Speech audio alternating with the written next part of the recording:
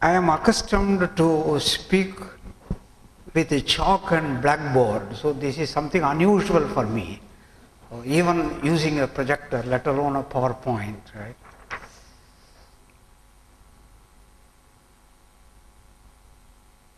Okay. We start with an elementary notion of what is called a finite information source, which consists of an alphabet, which is a finite set, and a probability distribution on the finite set, which is denoted here by the letter mu. So, it is a very elementary statistical experiment. You perform the experiment, the outcome is a letter from the alphabet, and the probability for its occurrence is mu of x. If you perform the experiment and the outcome is x, you ask the question, what is the information you have gained? Imitating an old idea in statistical mechanics from Boltzmann, Claude Shannon proposed that the information that you gain by observing the outcome x is equal to minus log mu x. So, it has an average value, which is the expectation of minus log mu x, which is there as h mu equal to minus mu x log mu x. But whenever you look at expectation, it is a common practice in statistics to also look at its fluctuation. So, you also look at the variance of minus log mu x, which I have denoted here by sigma mu squared. It is also expressed there. Both of them, both the quantities h mu, namely the Shannon entropy h mu and the fluctuation of minus log mu x, which is denoted by sigma square mu, both of them share the additivity property. Namely, if you perform two independent experiments where you have an alphabet A1 with distribution mu1 and then A2 with mu2, and these are performed independently, the distribution is denoted by mu1 tensor product mu2, and then the information contained in the product or information contained in the joint experiment is h mu1 plus h mu2, and the fluctuation is also additive. The fluctuation in information sigma squared mu1 tensor mu2 is sigma squared mu1 plus sigma squared mu2. Now, you have A and the probability distribution mu, but a large, usually in many problems A is a very large set, or you repeat the same experiment n times, and then you have now a new alphabet A to the power n, and you have mu tensor product mu n fold. So, the size is increasing, but most of the probability will be concentrated in a small region, and from an information theoretic point of view, it is only the smaller region which is of great interest. So, I introduce an important definition which is here written as 3 n mu epsilon is the least.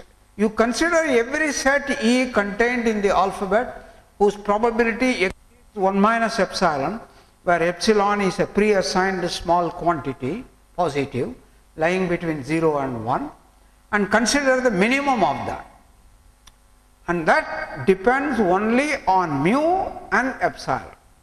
So, n mu epsilon is the smallest set of smallest cardinality on which at least a probability of 1 minus epsilon is concentrated.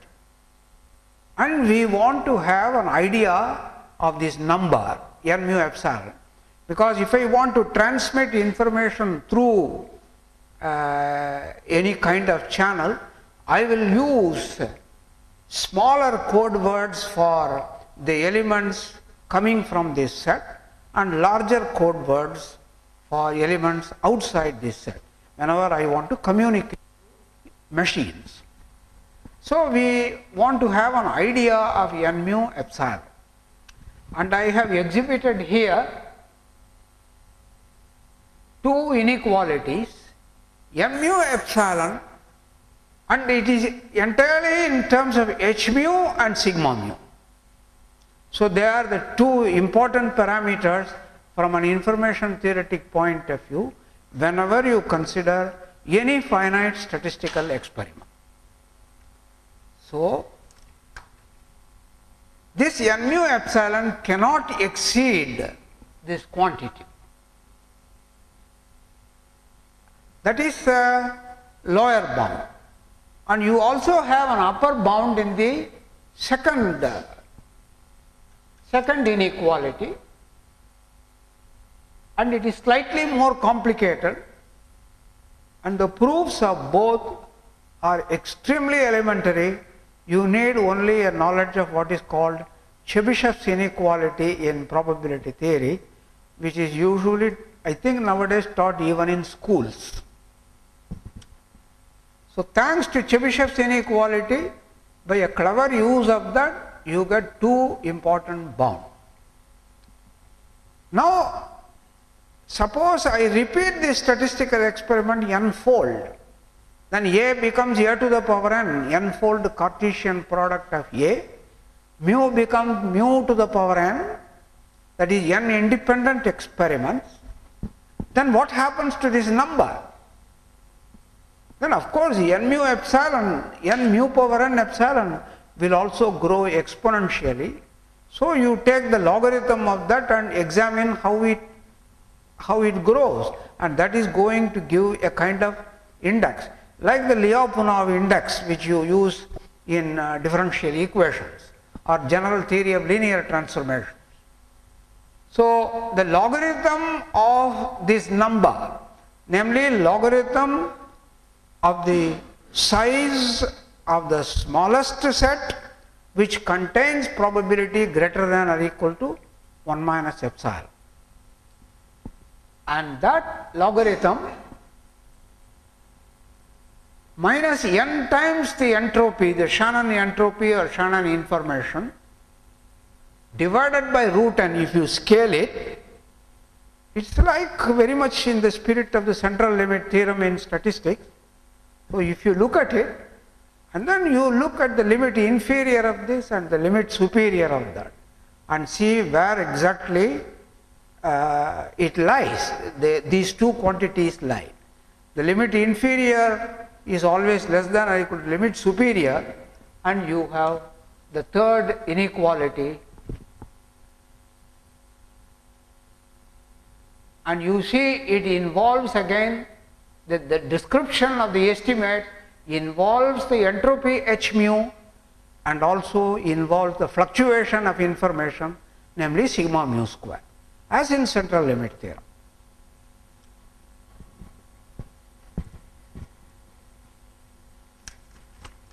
And as a consequence of this delicate estimate, you get the first theorem of Shannon, which he proved in 1948 in his famous paper in the Bell System Technical Journal.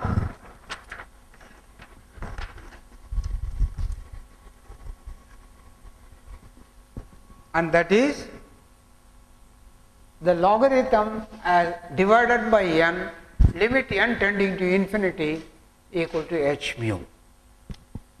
But the estimate which I gave earlier, it tells you also about the speed of convergence.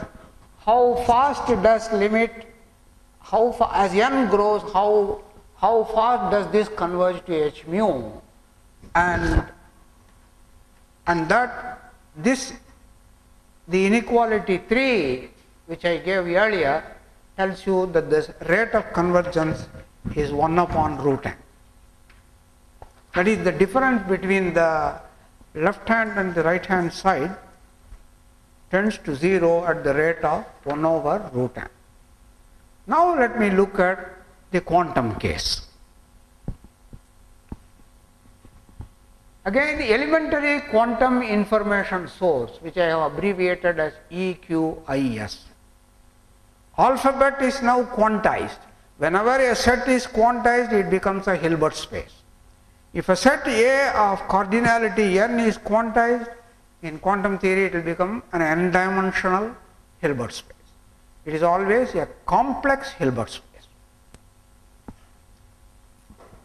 And then earlier you had a probability distribution, but now you will have a density operator. That is a state of the quantum system.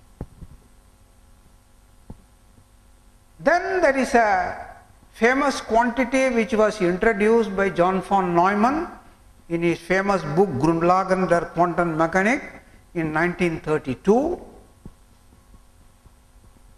where the entropy in the thermodynamical context was introduced as S rho equal to minus trace rho log rho, but here I used base 2 because we are in information science.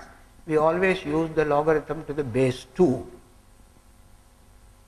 Earlier it was the expectation of minus log mu, but log mu is now replaced by log rho, and that is a Hermitian operator, and its expectation you compute according to the quantum rule, so it is minus trace rho log rho. That is the von Neumann entropy. And for studying fluctuations in the this is also a kind of Shannon-like information. And again, go to the fluctuations, you have to compute the variance of log rho, which means trace log rho log rho square minus S rho square. S rho is the expectation. So you subtract the square of the expectation from the expectation of log rho square. So you have again two quantities, the von Neumann entropy and the fluctuation. And now these two quantities also have additivity property. Two independent quantum system means you will take the product of the states, tensor product of the state. Then you have S rho 1 tensor rho 2 is S rho 1 plus S rho 2, sigma squared rho 1 tensor rho 2 is sigma squared rho 1 plus sigma squared rho 2. Both of them are additive. It is like if you have two independent random variables, variance of x plus y is variance of x plus variance of y. So it is the same kind of property here. Now I have the state spreads the probability over the entire Hilbert space. But most of the probability can be concentrated in a subspace. So whenever I have a subspace, I look at the projection on the subspace. And then if I want to compute the probability, I will compute trace rho multiplied by that projection. Right? That is the amount of probability concentrated in the portion on which P projects. So if you do that, P is a projection in H, trace rho P exceeds 1 minus epsilon.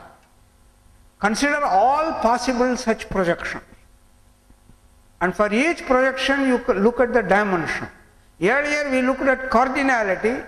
When you quantize, you will look at dimension and then compute the minimum of all possible, minimum of the dimension of all projections which under the state rho have probability greater than or equal to 1 minus epsilon. If you do that, I have a number n rho epsilon. So instead of n mu epsilon, now you have n rho epsilon on the same pattern.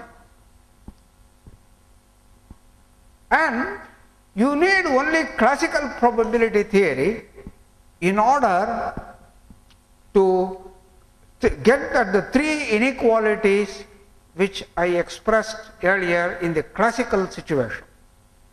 And if you follow carefully, the arguments based on Chebyshev's inequality, once again you get three parallel estimates. N rho epsilon, only the Shannon information or Shannon entropy has been now replaced by von Neumann entropy, and the sigma mu squared has been replaced by sigma rho squared. And I have an upper estimate for N rho epsilon and I have a lower estimate for N rho epsilon. Now I look at an n-fold product of this system. So now rho is replaced by rho tensor power n, and now I look at n rho tensor power n epsilon, namely the projection of the least dimension which contains, according to the state rho tensor power n, a probability greater than or equal to 1 minus epsilon. Then you have the limit inferior and the limit superior fluctuate between minus sigma rho by root 1 minus epsilon and sigma rho by root epsilon. At here, unfortunately, this table space is so little, I cannot search for my arm.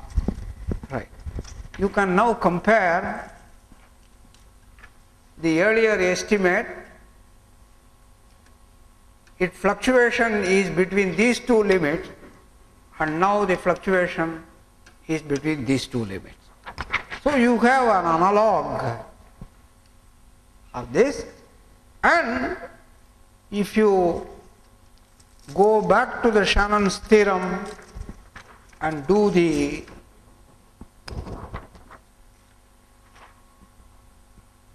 same analysis, then the limit of the logarithm of this number n divided by n, that is von Neumann entropy. So it gives you an interpretation, an information theoretic interpretation of von Neumann entropy. Namely, as you repeat the experiment and if you look at n rho tensor power n comma epsilon, it behaves like e to the power 2 to the power n times von Neumann entropy.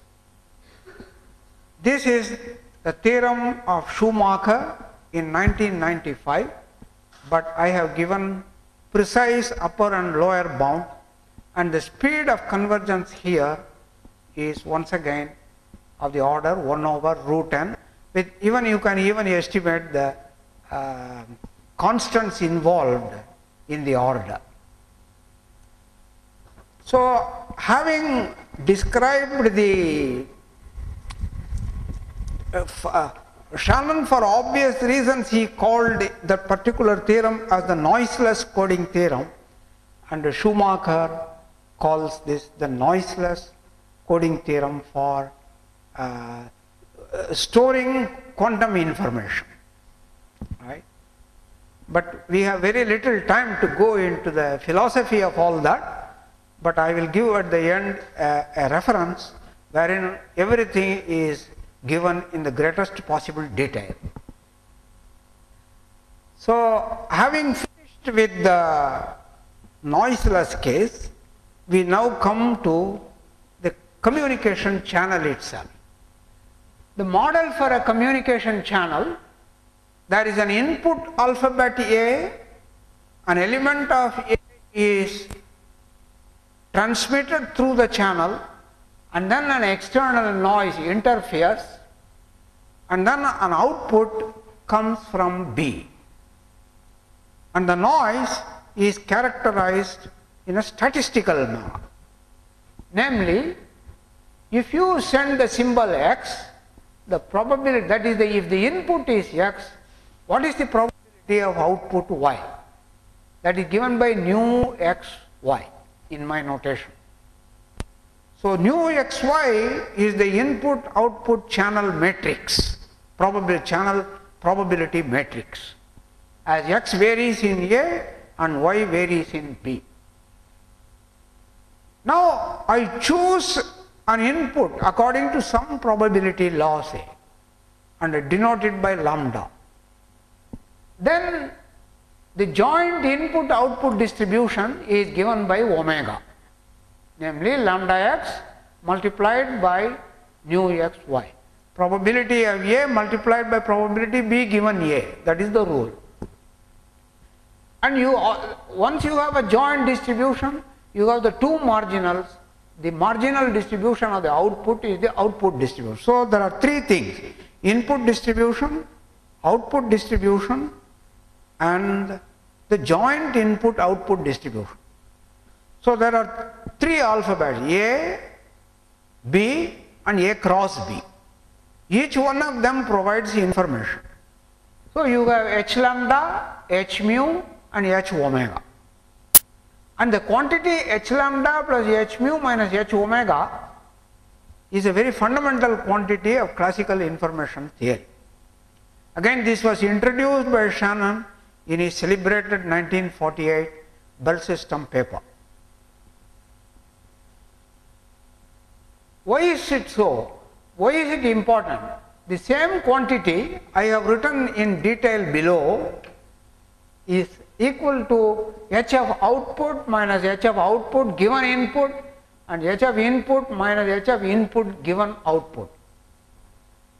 It means once you know the output, that is once you have a knowledge of what you have received, then still some information is contained in the input.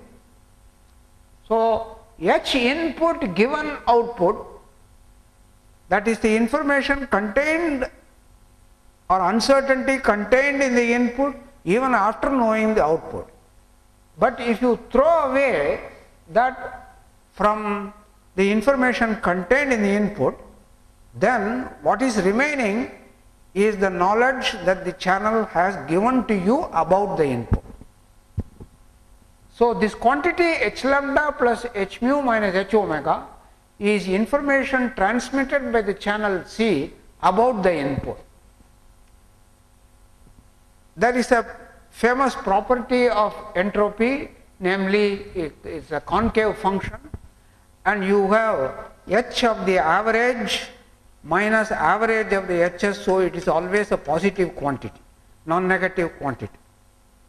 So for different input distributions, the channel gives you the information transmitted by the quantity which I have described gives you the information transmitted about the input. Now you take the supremum over all possible input distribution which is under your control. Then see what is the maximum information that the channel can transmit. So this is more a philosophical description, it is not a technological description.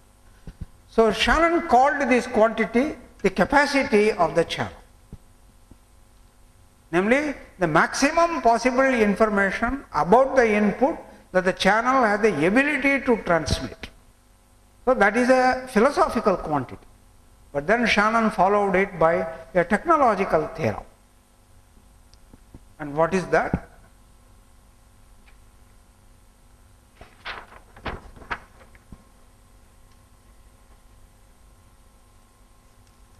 It is one of the revolutionary theorems, not only in communication theory, but for the whole of mathematics, because it's a long story into which I cannot go, because the ideas of which Shannon introduced became fundamental in understanding many problems of classical mechanics, particularly about the stability problems, the three-body problem and all that. So it is not only important for communication theory, but also for the whole of physics. Now, what is the revolution introduced by Shannon in 1948? Because to understand the quantum revolution which is supposed to come, it is important to understand what the classical one is, because the quantum coding theorem is a generalization of the classical coding theorem. So what is that? So now you know the channel. The channel has an input alphabet, an output alphabet, and a channel probability matrix. Now I introduce what is called a code of size m and error probability less than or equal to epsilon. What is that? It consists of x1 f1, x2 f2, xm fm, where x1, x2, etc. xm are elements of the input alphabet. F1, f2, etc. fm are disjoint subsets of the output alphabet, and with the property that the probability of receiving the output in the set fi when xi is sent is greater than or equal to 1 minus epsilon. Every one of the pair every one of these pairs xi fi must fulfill the condition that if I transmit xi, it will be, the output will be located in fi with probability exceeding 1 minus epsilon. And the f1, f2, etc. fm are disjoint. So I have a good decision rule, namely I have the subsets which are disjoint f1, f2, etc. fm. If the output falls in fi, you decide that the message xi was sent. That is the advantage of having such a code. Then the probability of going wrong is less than epsilon. So this is a fundamental concept. Code of size m and error probability less than or equal to epsilon. Now you consider the maximum possible size. For a given epsilon, consider the maximum possible size. This is a function only of the channel probability and the number epsilon and nothing else, right? So we would like to have an estimate, we would like to have an idea of this number. Now it is a very, so NC epsilon is the important number, maximum possible m, so that code of size m and error probability less than or equal to epsilon exists. And the inequalities are very messy. I have removed it from the transparencies. So I am presenting only for what happens when you go on making repeated transmissions. So that means the channel is used again and again. That means from the channel C, I go to C to the power n. Then look at the number nc power n epsilon. So that means I am using a block of length n and transmit it run through the channel. Then I want to have an idea of the maximum possible size of the code. Interesting thing is this size grows exponentially. So if you use more and more the channel, then you can send more and more the information. So take the logarithm of that and see how it behaves. Earlier I introduced a philosophical quantity based only on the notion of entropy. And now look at that particular number C, which I called the Shannon's capacity. Then the logarithm of the number nc power n epsilon minus nc divided by root n. And then consider limit inferior and limit superior and see the band in which it lies. I have given some numbers. Sigma, what is sigma? Here, for each input distribution, I have a sigma lambda squared. I have a number, and then you consider sigma square equal to sigma lambda square for that distribution where the supremum is attained, the capacity is attained.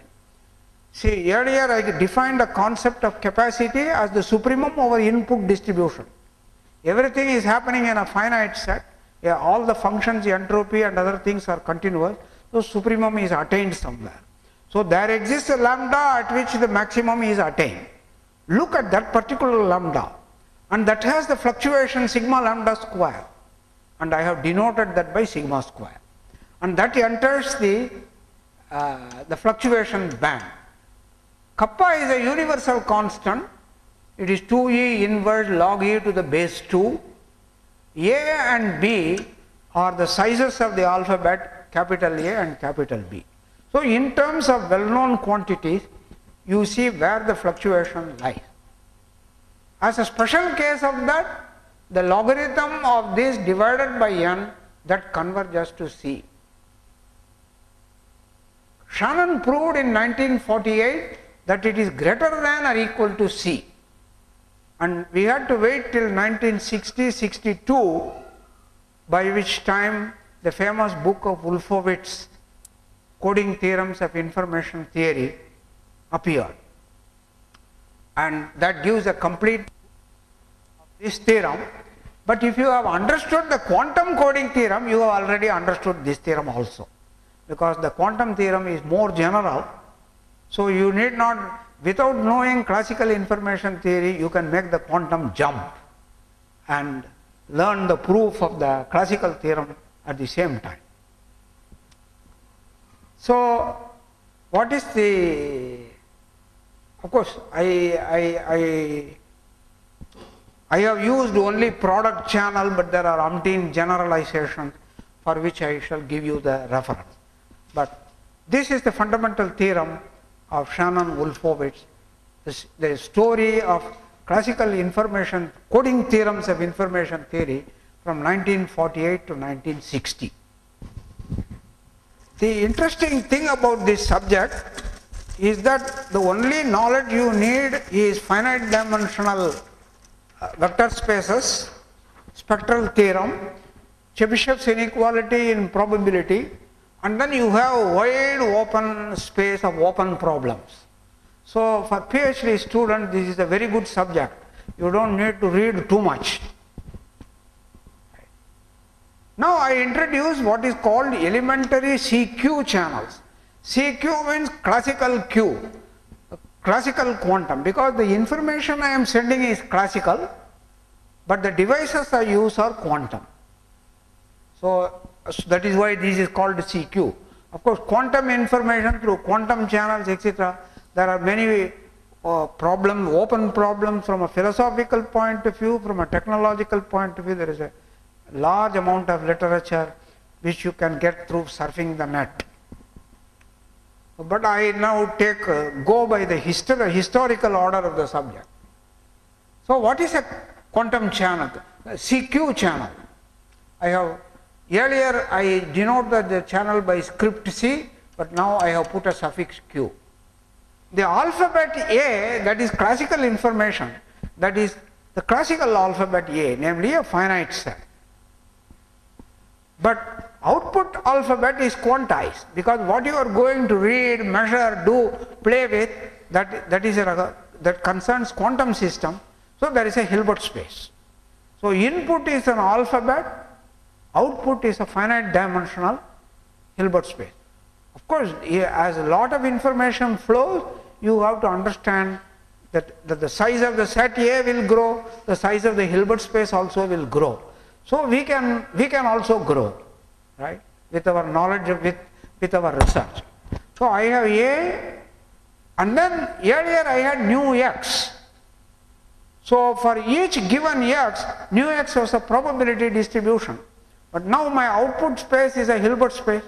So for each x, I have a state rho x. So I have put here rho dot. For each x belonging to A, rho x is a state in the Hilbert space H. So that is the CQ channel. So now, following Shannon, we want to express what is a code. A code, now there are two different kinds of codes when you come to quantum theory. This is because in quantum theory you can make what is called a von Neumann measurement, and you can also make a generalized measurement. And the relationship between these two, there is a lot of, again, in the theory of measurement, there is a lot of philosophy behind this. And because of that, there are also open problems for students, because that is the future where we don't know we don't know what is going on. So what is a quantum code of size m and error probability less than or equal to epsilon? It is m pairs x1 e1, x2 e2, xm em, where xi are elements of A, the input alphabet. E1, E2, etc. are positive operators lying between 0 and identity, but there is some total E1 plus E2 plus etc. plus Em that is less than or equal to identity. The advantage of this is that I can interpret this as a generalized measurement. E1, E2, etc. Em are positive operators. I minus their sum is an extra bit. It is like in the old case, you have a set and you have F1, F2, etc. Fm disjoint set, and the complement of their union, that is an extra bit, that is a junk bit, right? So you have a partition of set, but instead of partition of a set, you have partition of the identity operator. If it is going to be a von Neumann measurement, as it happens in quantum computing generally, then E1, E2, etc. are all projection, mutually orthogonal projection. So in the generalized measurement, these are positive operators whose total is less than or equal to identity. And what do you mean by error probability less than or equal to epsilon? That means trace rho xi ei greater than or equal to 1 minus epsilon. In other words, if I make the generalized measurement, suppose I have sent this trace rho xi ei greater than or equal to 1 minus epsilon. If you make a measurement where the outcomes are 1, 2, 3, etc. m plus 1, and that is characterized by the generalized measurement, namely E1 positive operator, E1, E2, etc. Em and identity minus their sum. And if you make such a measurement, what is the probability of the outcome I? Trace rho xi ei. So, and that probability should be greater than or equal to 1 minus epsilon. So that is the notion of a general quantum code coming from a generalized measurement. Von Neumann code means EIs are projections.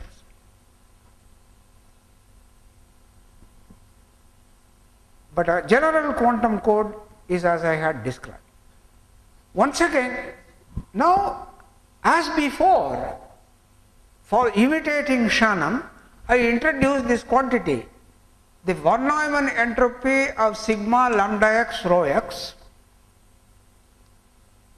minus sigma lambda x s rho x. This is the quantity which I had earlier, the information about the input contained in the output.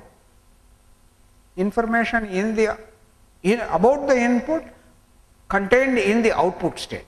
So this quantity symbolizes, that is usually called the Holevo quantity, and of course you can, in the final reference that I give, there is a more leisurely description by reading which you can understand this famous Holevo quantity. It is a fundamental quantity of quantum information theory. And of course it is an imitation of the Shannon's idea, namely the von Neumann entropy of the convex combination of the mixed states according to the distribution lambda x minus sigma lambda x s rho x. Once again, von Neumann entropy is also concave as Shannon's entropy, and therefore this is a positive quantity. S of the average minus the average of the f's is greater than or equal to 0. That is concavity property. Then you take the supremum of all this over all possible input distributions. That is what I have called it here as Holevo capacity. Just as you had Shannon capacity, now you have Holevo capacity. Then you have the theorem. The Holevo capacity is additive, like Shannon capacity, namely if I use two channels independently and consider the Holevo capacity for the joint channel, then that is equal to the sum of the capacity. When you come to communication of quantum states through quantum channel, the additivity property is still not known. It is an open problem of the subject. So it has this additive property. So if I use the channel n times, then the Holevo capacity Cq power n is n times C, this quantity. So this is a philosophical quantity. So you want a corresponding, that is, this is entirely in terms of input distribution on the states. But now I want to relate it to the code, size of the code. I had earlier defined the, okay, now look at the following. I had earlier defined the quantum code of size m and error probability less than or equal to epsilon. Consider the maximum possible size m. That gives you a number. That is by capital N Cq epsilon. Now I can state the final theorem. Now look at the logarithm of the maximum possible size for n repeated uses. That is the enlargement of Cq tensor to the power n. That means A becomes A power n, the Hilbert space becomes n-fold tensor product, and when you have a string in A power n, a word from A power n, x1, x2, etc., xn, then the corresponding state is rho x1 tensor rho x2, etc., tensor rho xn, right? Everything is growing. Now look at the logarithm of that, minus n times the Holevo capacity divided by root n. Then limit inferior and limit superior of this normalized quantity lies in a band, and that band is characterized again by some numbers. A kappa is a whenever I use kappa, k, they are universal constants. A is the size of the alphabet, D is the dimension of the Hilbert space, and you have the quantity depending on epsilon here. So the band is given by this, and if you take limit inferior of this n tending to infinity, that is equal to Ch. So this is the analog of the Shannon-Wolfowitz theorem. Now when you come to the proofs, Holevo's papers contain a little bit. Nielsen and Chuang's book, Quantum Computation and Information, that proof is also a little fuzzy.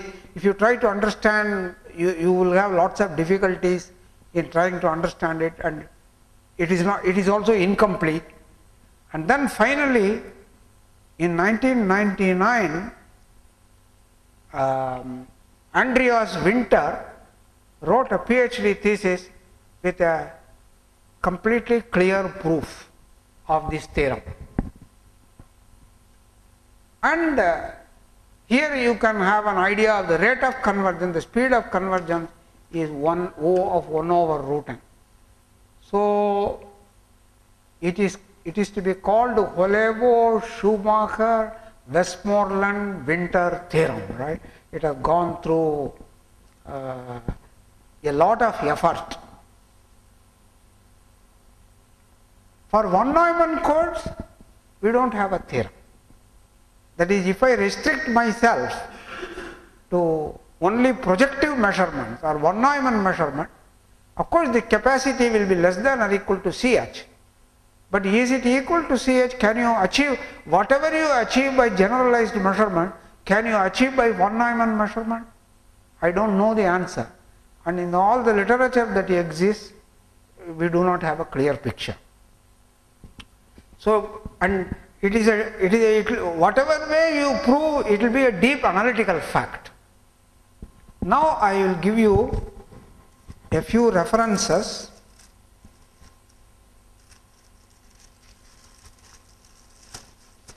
For a detailed proof, starting from classical information theory and making the transition to quantum information theory, And finally arriving at this coding theorem, the last theorem, I have written the notes of all the lectures that I had given in the past in this, which came out a few days ago, this particular book. And I have brought a copy as a gift for the Dayalbag Educational Institute Library,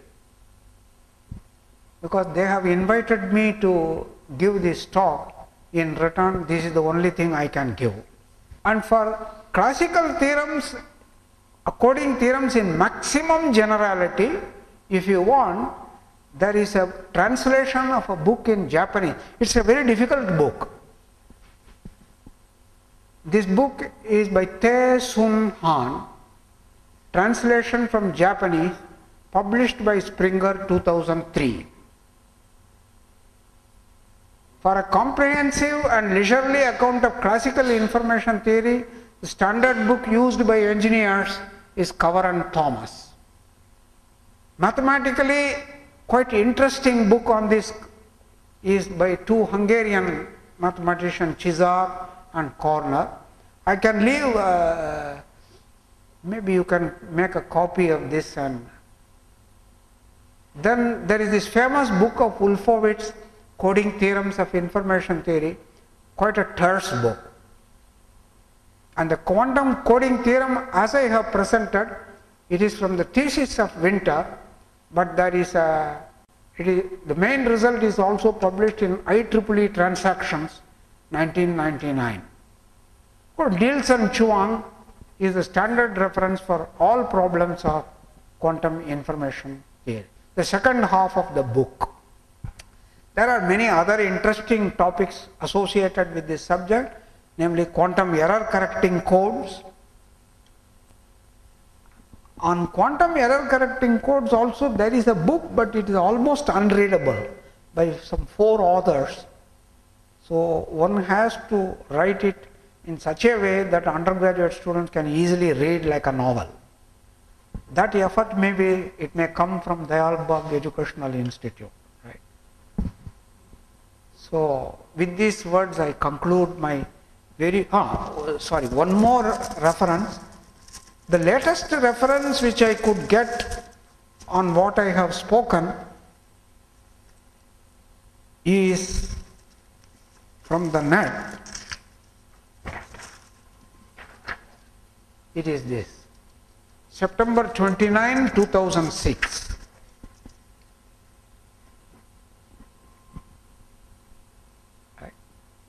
That gives you the latest picture, namely it is an improvement of the theorem. The theorem which I got stated was for product channels. But if the channel has memory, you cannot have product. You will have correlations between the successive that is, all the states that you will get, they won't be product state, but there will be correlations there. So there is a generalization to that case in this particular article.